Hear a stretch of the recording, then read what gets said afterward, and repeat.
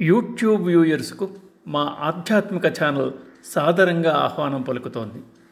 వీక్షకులందరకు నమస్సుమాంజలులు. ప్రస్తుత భాగంలో వరలక్ష్మీ వ్రతం, అందుగల చారుమతి వృత్తాంతం వింటారు. శ్రావణ పౌర్ణమి పూర్వస్త శుక్రవారే చారుమతీ ప్రభృతి పూజితకరే దేవాది గురుగుహ సమర్పిత మణిమయహరే దీనజన సంరక్షణ నిపుణ కనకధరే భావన భేద చతురే భారతీ సన్నుతవరే కైవల్య వితరణ పరే కాంక్షితా ఫలప్రదకరే శ్రీవరలక్ష్మీ నమస్తుభ్యం అంటోంది ముత్తుస్వామి దీక్షితార్ కీర్తన. నిత్య జీవితంలో పండుగల ప్రాధాన్యం పెరిగింది. అందున భారతీయ ఆధ్యాత్మికతలో పండుగలు ప్రాముఖ్యత సంతరించుకున్నాయి.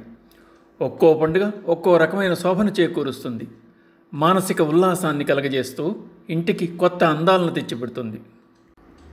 శ్రావణ మాసం శుక్లపక్షంలో పౌర్ణమికి ముందు వచ్చే శుక్రవారాన్ని తిథి నక్షత్రాలతో సంబంధం లేకుండా వరలక్ష్మీ వ్రతంగా జరుపుకుంటారు. ఆ రోజున వీలు కాకపోతే తరువాత వచ్చే శుక్రవారాల్లో కూడా ఈ వ్రతాన్ని చేసుకుంటారు. అత్యంత శక్తివంతమైన వ్రతాల్లో వరలక్ష్మీ వ్రతం ఒకటి. ఇందులో భాగంగా చారుమతి కథను భక్తిగా చెప్పుకుంటారు. ఒకసారి స్త్రీలకు సకల సౌభాగ్యములను చేకూర్చగల వ్రతం ఉన్నదా అన్న విషయం చర్చకు వచ్చిన సందర్భంలో సూత మహాముని సౌనికాదిమునులను చూచి అటువంటి వ్రతం ఒకటి కలదని, అదే వరలక్ష్మీ వ్రతమని, పూర్వం ఈ వ్రతమునకు సంబంధించిన విషయములను శివుడు పార్వతీదేవికి వివరించి చెప్పాడని, ఆ వ్రత వివరాలను ఇప్పుడు నేను మీకు తెలియజేస్తానని చెప్పనారంభించాడు. కైలాస పర్వతమున శివుడు పార్వతీదేవితో ఇష్టాగోష్ఠి జరుపుతున్న సమయంలో పార్వతీదేవి శివుని చూచి, దేవా, లోకంలో స్త్రీలు ఏ వ్రతం చేస్తే సర్వ సౌభాగ్యములను పుత్ర పౌత్రాదులను కలిగి సుఖ సంతోషాలతో ఉంటారో అటువంటి వ్రతం ఏదో సెలవీయండి అని అడిగింది. పరమేశ్వరుడు పార్వతితో ఇలా చెప్తున్నాడు: దేవి, స్త్రీలకు పుత్ర పౌత్రాది సంపత్తులను ఇచ్చే వ్రతం ఒకటి ఉంది. దాని పేరు వరలక్ష్మీ వ్రతం. ఆ వ్రతమును శ్రావణ మాసంలో శుక్లపక్ష పూర్ణిమకు ముందుగా వచ్చే శుక్రవారం రోజున ఆచరించాలి అని మహేశ్వరుడు అనగా, పార్వతీదేవి ఆసక్తితో, నాథ, ఆ వరలక్ష్మీ వ్రతం ఎలా చేయాలి, ఏ దేవతను పూజించాలి, ఏ విధంగా చేయాలి, దీన్ని ఎవరైనా ఇంతకుముందు చేశారా అని అడిగినప్పుడు శివుడు ఇలా చెప్పసాగాడు: మగధ దేశంలో కుండినమనే ఒక పట్టణం ఉంది. ఆ పట్టణం నిండా బంగారు ప్రాకారాలు, గోడలు గల ఇళ్లున్నాయి. అందులో చారుమతి అనే ఒక బ్రాహ్మణ స్త్రీ ఉంది. ఆమె పతియే ప్రత్యక్ష దైవముగా భర్త పట్ల ప్రేమని, అత్తమామల పట్ల గౌరవాన్ని చూపిస్తూ ఉత్తమ ఇల్లాలుగా తన బాధ్యతల్ని నిర్వహిస్తూ ఉండేది. ఆమె సుగుణవతి, వినయ విధేయతలు, భక్తి గౌరవాలు కల యోగ్యురాలు. ప్రతిరోజు ప్రాతకాలాన్ని నిద్రలేచి భర్త పాదాలకు నమస్కరించి ప్రాతకాల గృహకృత్యాలను పూర్తి చేసుకుని అత్తమామల సేవలో తరించేది. అందుకే వరలక్ష్మీ కటాక్షాన్ని పొందిన మహిళ పేరు చారుమతిగా చెప్తారు. అంటే మంచి బుద్ధి కలిగినది, మితభాషి అని అర్థం. వ్రతాలను ఆచరించడానికి అందరూ అర్హులేనని, సామూహికంగా ప్రార్థిస్తే ఎక్కువ ఫలితం ఉంటుందనే సామాజిక స్పృహ కలిగిన మహిళ చారుమతి. ఆమె కుటుంబ ధర్మాన్ని, గృహిణి బాధ్యతలను నిర్వర్తించిన తీరు ఆదర్శవంతం. లక్ష్మీదేవి కటాక్షించడానికి స్త్రీ పాత్రే కీలకమని పురాణాలు చెప్తున్నాయి. అత్తమామలను ఆదరించే కోడలున్న ఇంట శ్రీలక్ష్మి కొలువై ఉంటుంది. భర్తను గౌరవిస్తూ అతనికి మంచిని సూచించే భార్య నిజమైన గృహలక్ష్మి. భార్యాభర్తలు కీచులాడుకోని ఇంట్లో వరలక్ష్మి స్థిరంగా ఉంటుందని పురాణాలు పేర్కొంటున్నాయి. భక్తితో వేడుకుంటే కోరిన వరాలను ప్రసాదించే కల్పవల్లి వరలక్ష్మీదేవి. శ్రీ మహావిష్ణువు సహధర్మచారిణి. లక్ష్మీదేవి అష్టావతారాల్లో వరలక్ష్మీదేవి ఒకరు. వర అంటే శ్రేష్టమైన అన్న అర్థం కూడా ఉంది. అందుకనే శ్రీవరలక్ష్మి అంటారు. ఈ వ్రతాన్ని ఆచరించడానికి ఏ నిష్టలు, నియమాలు, మడులు అవసరం లేదు. నిర్మలమైన మనస్సు, నిశ్చలమైన భక్తి, ఏకాగ్ర చిత్తం ఉంటే చాలు. వరలక్ష్మీ వ్రతం ఎంతో మంగళకరమైంది. ఈ వ్రతాన్ని చేయడం వల్ల లక్ష్మీదేవి కృపాకటాక్షాలు కలిగి ఐశ్వర్యం సిద్ధిస్తుంది. సకల శుభాలు కలుగుతాయి.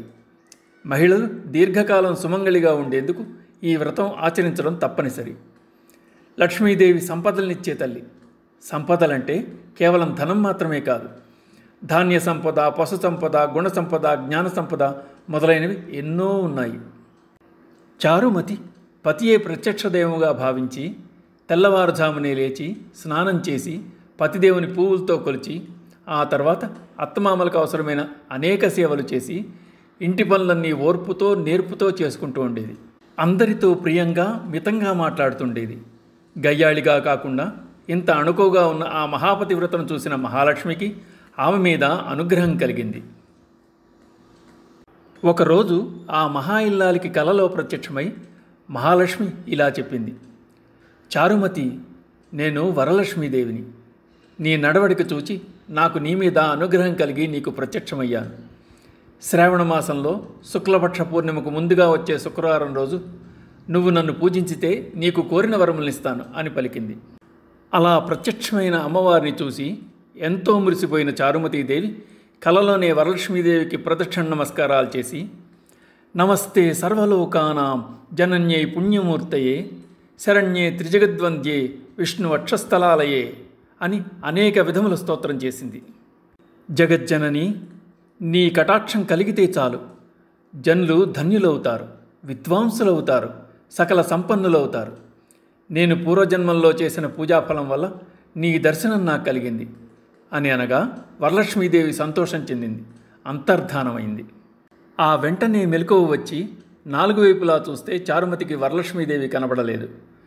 అప్పుడు ఆమెకు అర్థమైంది తాను కలగన్నానని. వెంటనే భర్తని అత్తమామల్ని లేపి చెప్పగా వాళ్ళు కూడా చాలా సంతోషించారు. ఈ స్వప్నం చాలా ఉత్తమమైంది. దేవి ఆనతి ప్రకారం నువ్వు తప్పకుండా ఆ వ్రతం చెయ్యి అన్నారు. చారుమతి తన ఇరుగు పొరుగున ఉన్న స్త్రీలకు కూడా చెప్పింది.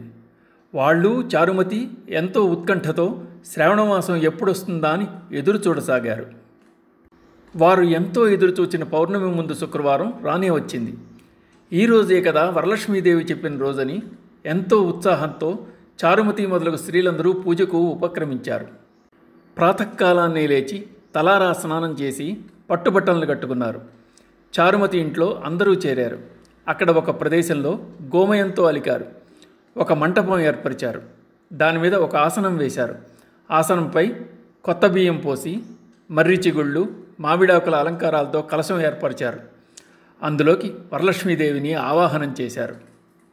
రావమ్మ మహాలక్ష్మి రావమ్మ, నీ కోవెల ఈ ఇల్లు కొలువై ఉందువు గాని, కొలువై ఉందువు గాని కలుమూల రాణి, రావమ్మ మహాలక్ష్మి రావమ్మ రావమ్మ.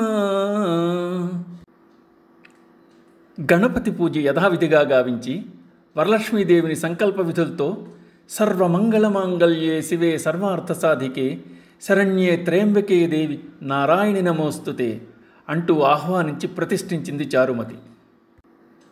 కలశస్య ముఖే విష్ణు కంఠే రుద్రసమాశ్రితా, మూలే తత్ర స్థితో బ్రహ్మం మధ్యే మాతృగణస్థితా, కుక్షౌతు సాగరా సర్వే సప్తద్వీపా వసుంధరా, ఋగ్వేదోధ యజుర్వేదో సామవేదో అథర్వణ, అంగైశ్చ సహితా సర్వే కలశాంబు సమాశ్రితా అంటూ కలశానికి నమస్కరించారు. తరువాత తోరాన్ని భక్తి శ్రద్ధలతో అమ్మవారి వద్ద ఉంచి, కమలాయై నమః ప్రథమ గ్రంథిం పూజయామి, రమాయై నమః ద్వితీయ గ్రంథిం పూజయామి, లోకమాత్రే నమః తృతీయ గ్రంథిం పూజయామి, విశ్వజనన్యై నమః చతుర్థ గ్రంథిం పూజయామి, మహాలక్ష్మ్యై నమః పంచమ గ్రంథిం పూజయామి, క్షీరాబ్దితనయాయై నమః షష్టమ గ్రంథిం పూజయామి, విశ్వసాక్షిణ్యై నమః సప్తమ గ్రంథిం పూజయామి, చంద్రసోదర్యై నమః అష్టమ గ్రంథిం పూజయామి, శ్రీవరలక్ష్మ్యై నమః నవమ గ్రంథిం పూజయామి అని నవగ్రంథులను స్తుతించి తోరాలను ధరించారు. ఈ నవగ్రంథులు నవవిధ భక్తి మార్గాలుగా చెప్పబడ్డాయని వ్యాఖ్య.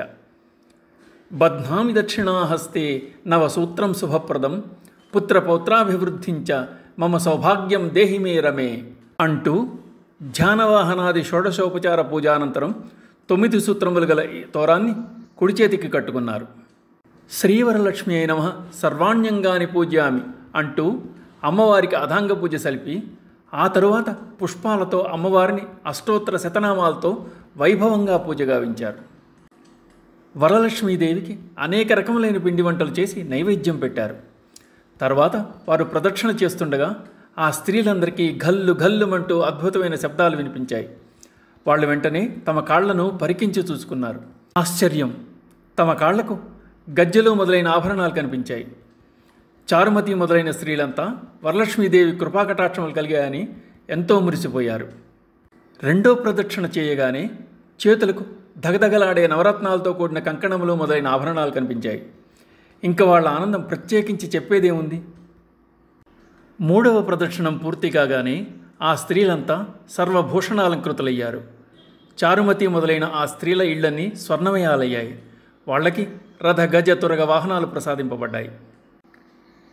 చారుమతి ఇంటి నుంచి ఆ స్త్రీలను తీసుకుని వెళ్ళడానికి వారి వారి ఇళ్ల నుండి గుర్రాలు, ఏనుగులు, రథాలు, బండ్లు వచ్చాయి.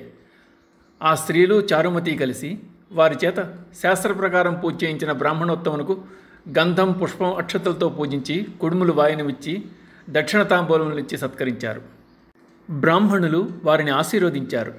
వరలక్ష్మీదేవికి నైవేద్యంగా పెట్టిన పిండి వంటలను బంధుమిత్రులతో తిని వచ్చిన వారందరూ తమ కోసం వచ్చిన గుర్రాలు, ఏనుగులు మొదలైన వాహనాల్లో వారి వారి ఇండ్లకు బయలుదేరారు. వారు త్రోవలో చారుమతి భాగ్యమును తమ భాగ్యమును ముచ్చటించుకుంటూ వెళ్ళారు. లక్ష్మీదేవి తనంతట తానే స్వప్నములో వచ్చి ప్రత్యక్షమవడం అంటే మాటలా? చారుమతి ఎంత అదృష్టవంతురాలు అనుకున్నారు.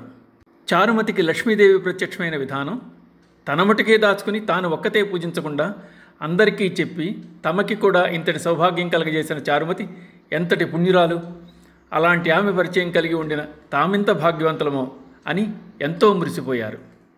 అప్పటి నుంచి చారుమతితో సహా వారందరూ క్రమం తప్పకుండా ప్రతి సంవత్సరం ఈ పూజ చేస్తూ పుత్ర పౌత్రాభివృద్ధితో ధన కనక వస్తువాహనములు కలిగి సుఖ సంతోషాలతో ఉన్నారు.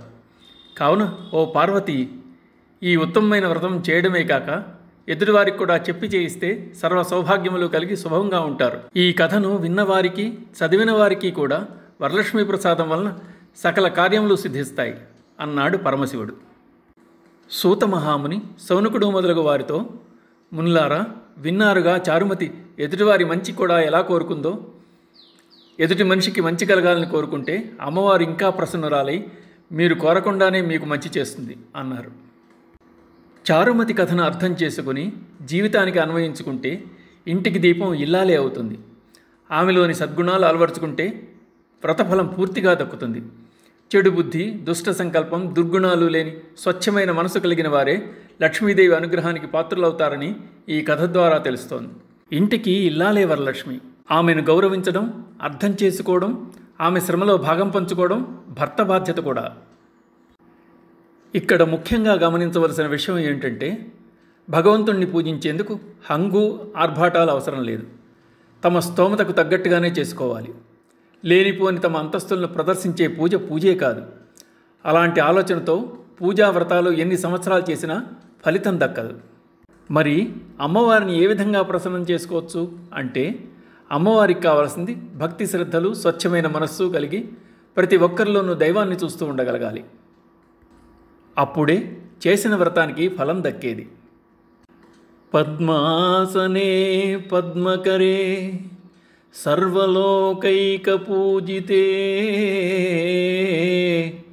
నారాయణ ప్రియే దేవి సుప్రీత భవ సర్వదా.